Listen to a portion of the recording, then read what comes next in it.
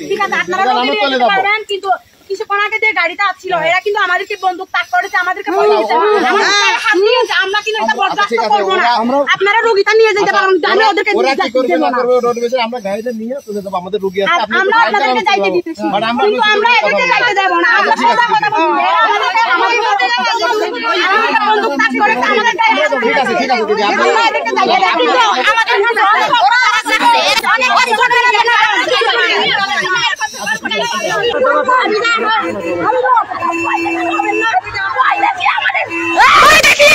বন্ধ করা যাবে না